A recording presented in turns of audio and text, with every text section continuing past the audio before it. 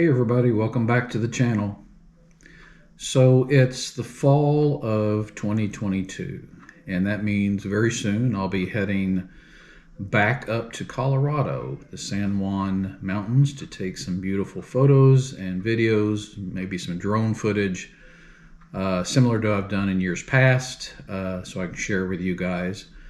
But there's something different this year, and I wanted to start this session with what's changed. And what's changed is my setup has gone from DSLR to full mirrorless.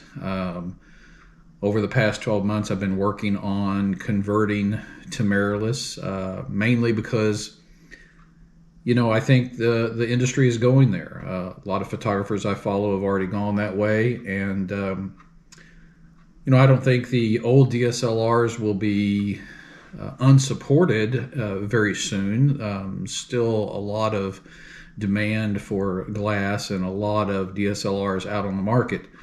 But it's just where the technology is going, and there's a lot of things that I'll explain to you in a minute that are just really beneficial in a mirrorless system for the type of photography that I do over and above the DSLR platform.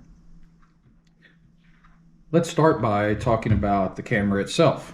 So I used to shoot with a Canon 5D Mark IV DSLR. It was 30.4 megapixels, just a wonderful camera. My videos from last year were all shot on that camera. Love that camera. It took 4K video. It had Wi-Fi, it had GPS, really a good setup. It was my favorite camera in the DSLR lineup. So I sold that, and by the way, I sold a lot of my DSLR and my old EF glass through a company called KEH. Now, I'm not sponsored by KEH in any way, but I just wanted to share with you guys because I've found them very easy and honest to deal with, and these lenses frankly hold their value, and I was able to get quite a bit of value out of my old EF glass and my old 5D Mark IV body going through KEH. So I encourage you to go to KEH.com and look at what they have to sell, and look if you've got equipment to sell to them. You can do that as well. Very fair, very honest. Like I said, I don't get anything from them. I just personally use them and find them a really good partner for doing things like that. Anyway, let's start with the camera itself. So as I told you, I was shooting on the 5D Mark IV. I did a lot of research on, there's a good number of mirrorless cameras that Canon has put out recently. And what I think that fits my style the best was this Canon EOS R5.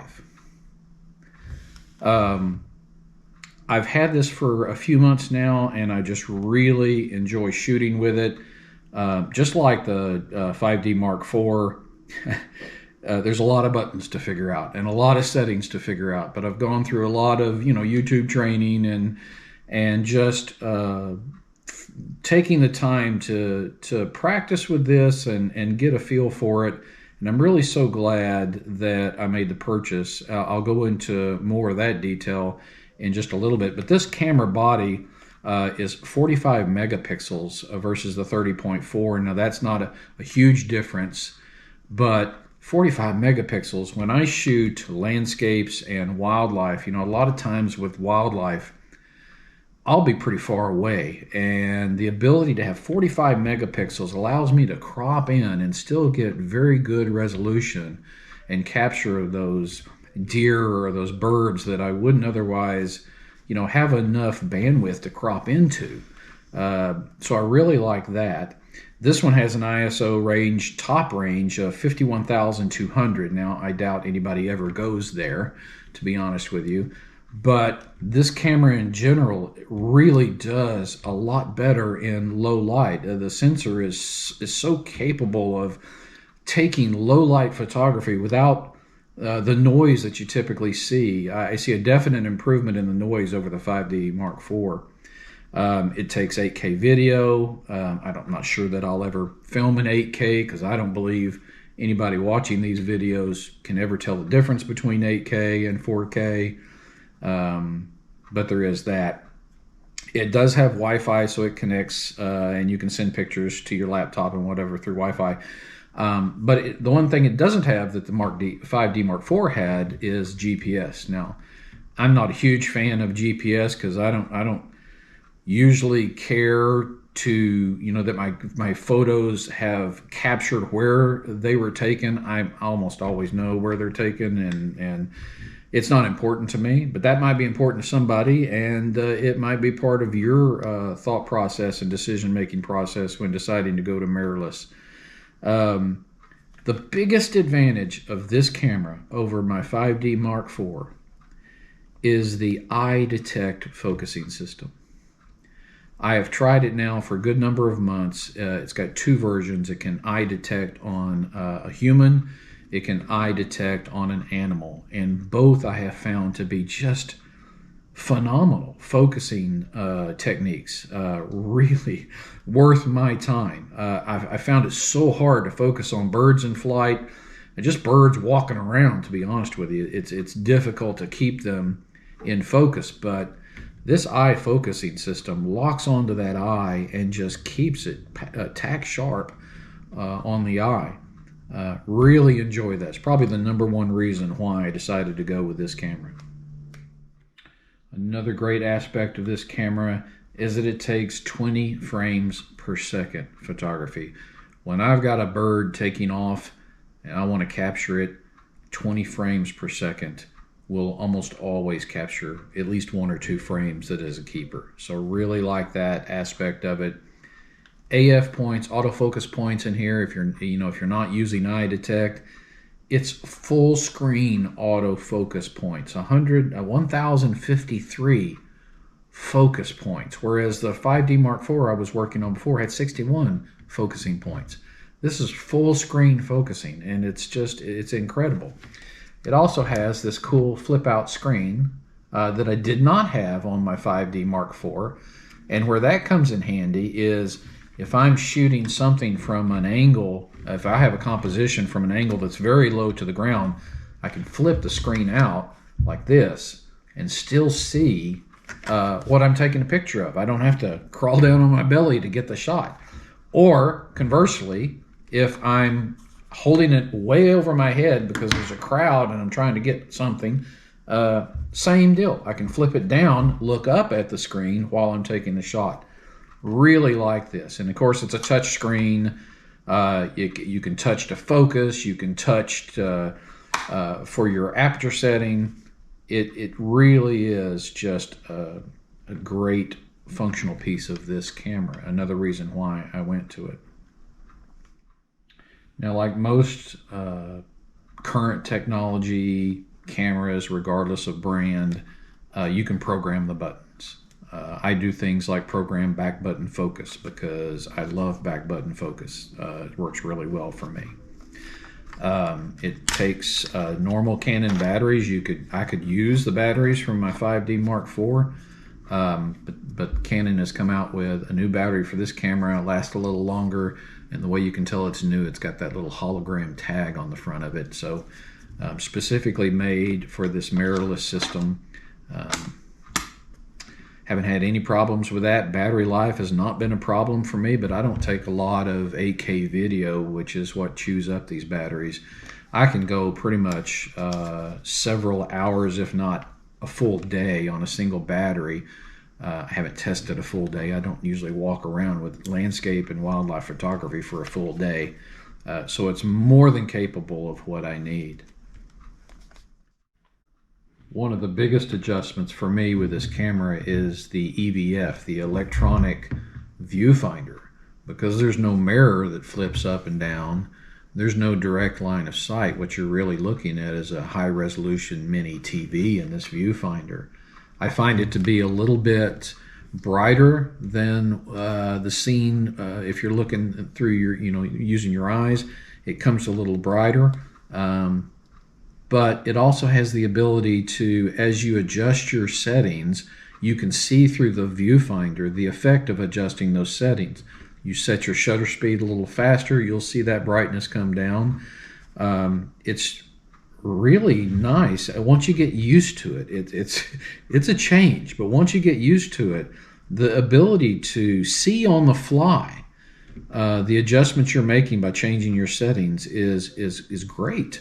It allows me to set everything and take the picture rather than take the picture and then see how it came out on the back screen and retake the picture. So I really like that as well. It shows up on the back flippy screen until you put your eye up to the viewfinder, and there's a little sensor here that detects when your eye is up at the viewfinder, and then it turns off the back screen and turns on the viewfinder.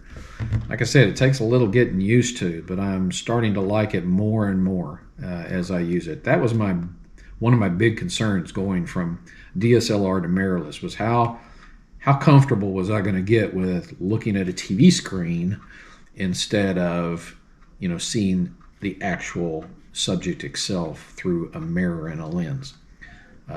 But I like it. I've got no issues with it. I'm growing accustomed to it very quickly. I'm not going to go into an in-depth review of this camera and these lenses. There are so many great places online. If you're looking for in-depth review on this mirrorless and RF lens equipment, there's so many great places on YouTube to find that. DP Review is a great place. Also Dustin Abbott. If you don't know Dustin Abbott, go on YouTube, look him up. The man has great videos diving deep into equipment and lenses and focus ability and sharpness to the edges. Just a real in-depth review on this equipment. I encourage you to go find him and watch his videos. All right, let's move on to the lenses now. As I said, I had a lot invested in EF lenses for my DSLRs. I just had, it was one of my hesitations in moving to mirrorless because I was so ingrained and I own so much glass in the EF system. And thankfully, as I said before, dealing with KEH really helped that a lot. The lenses, the EF lenses, they hold their value so well, especially if you take good care of it, which I do. I was able to recover quite a bit of money from my old EF lenses and pour those into these new RF lenses made for the mirrorless systems. Now, the RF lenses, they all share a few things in common, so let me touch on those first. Number one, super fast focus. Wow, fast. Faster than the EF lenses by far. They all have image stabilization, and most every one that I have, at least, that image stabilization gives me 5 stops of image stabilization. Now, what that means is in lower lights, I can handhold and take great pictures a lot better than I could without that image stabilization. It really helps in that way. And combined with the camera body, which also has in-body stabilization, so you've got 2 versions of stabilization. The camera itself gives you 1 stop of stabilization. The lenses give you about 5, so you get 6 or 7 stops of image stabilization, allowing you to take a lot sharper pictures in a lot lower light. I really like that aspect of them. All the lenses, of course, because they're professional lenses, have the fluorine coating on them, and all of the RF lenses have a control ring. You might be able to hear that. Control ring, and it's new and it's unique to the RF lenses, is basically just a programmable ring. You can set it to change your aperture, you can set it to change your shutter speed. It's very programmable to just about any setting on these lenses. Now, I don't know how much I'll use it, haven't used it much. I'm very much used to using the buttons on the back of the camera to set all my adjustments, but it's a cool new feature. Right now I've got my camera set up to say, make this ring change my aperture. It just seemed to make sense to me here on the end of the lens that when you twist something, it's changing the aperture, the focus of the aperture blades inside there. that just made sense to me. So I'm going to try that out for a while. Like I said, I may never use it. I have a couple of buttons on the back of the camera that also change aperture. So I might just continue to do that. But that's a cool new aspect of every one of these RF lenses that I'm going to show you today.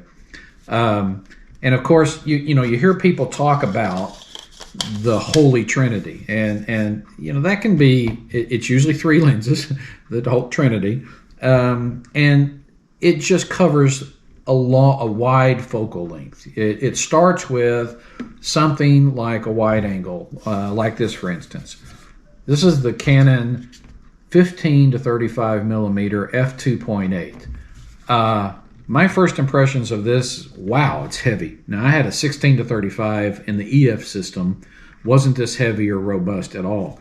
It was well made, but this thing is much more beefy, in my opinion. I decided to go with the 2.8 lens because I want to try my hand at some astrophotography. I've done a little bit of that in the past, but not a lot. And the 2.8 lens will allow me, in places like Colorado in the middle of the night, to try to capture some Milky Way photos, or maybe some, you know, Saturn shots, or, well, not with this lens, not Saturn shots, but Milky Way photography for sure. It allows me to capture more with that 2.8 minimum aperture. So really like this. I'm looking forward to using this in the coming days when I get up to Colorado and show you guys. I'm curious to see what kind of astrophotography I can get with this. Wide angle, of course, if you're a landscape photographer, wide angle is the name of the game. There's definite uses for a telephoto as well, but wide angle allows you to capture those massive vistas that just look beautiful when you share. And so that was the purpose for this. And so this is the widest lens in my Holy Trinity, okay? 15 to 35. From there, we step up to a 24 to 105. So we got a little bit of overlap here, but I like to think of this 24 to 105. I had this very same lens on the EF model. I like to think of this lens as my everyday walk-around lens. It's very functional. It's, if I'm going on a nature walk, this is the one I'm grabbing. If I'm taking photos of a family event, this is the one I'm grabbing. This is a great all-around lens. As I said before, it's got image stabilization in it. It's also got the control ring, so you can, you know, program that. Got that. Really like this lens, and so it covers sort of the middle ground between my wide angle and my telephoto, which we'll get to in a minute. All right, let's round it out with the granddaddy of them all, my telephoto lens. This is the Canon RF 100 to 500 telephoto lens. 500 at the long end. If any of you guys follow Canon, that's about 100 more than the EF version of this, the 100 to 400. Interestingly enough, this 100 to 500 is a little bit lighter than the 100 to 400. So I'm excited to get that extra 100 millimeters of reach with this. I want to take a picture of the moon soon, see what I can get with that. But specifically on this trip to Colorado, you know, zooming in on vast landscapes or across crystal clear, glass smooth water to capture a duck in the distance or a deer in the distance, or maybe just some fall foliage that you want to isolate and bring to the forefront of a photo rather than some sort of grand vista. This is going to do the trick. Again, it has image stabilization, fluorine coatings,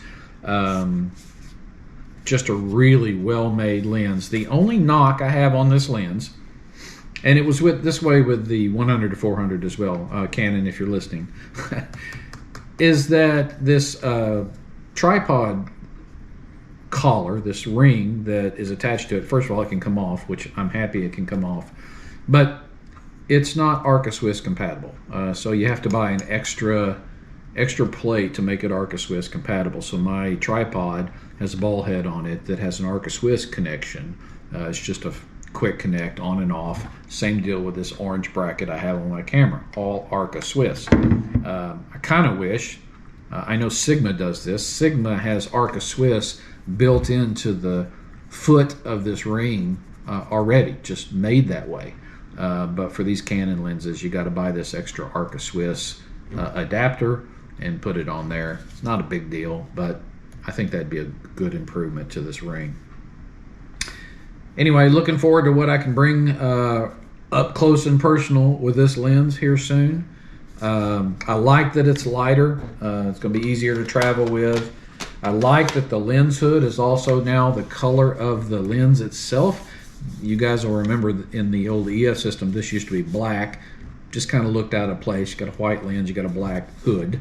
The hood does have a little window so that you can manipulate a filter if you need to. I don't use ring filters, so I won't ever use that function. And the control ring on this lens is way back here. So you get it on the camera, it's a little hard to reach, to be honest with you. It's very close to the camera body. Not so sure I'm going to use the programmable adjustment ring on this particular lens, as I said before on the others. But this one being so close to the camera body, I don't think it's all that functional. Anyway, that's it, the Holy Trinity. I've got 16 to 35, I've got 24 to 105, and I've got 100 to 500. So I go from 15 millimeters to 500 millimeters in focal length with just these three lenses. I don't see a need right now to go with any other lens, and thank goodness, because this is enough. I did keep one EF lens. I kept a 70 to 200 2.8 EF lens because that 2.8 you just can't give up. There's an adapter that adapts it to this camera body, so I can still use it, and it works great. But if I'm ever needing a telephoto in low light situations, that 2.8 is really going to come in handy. So I'm not going to give that up.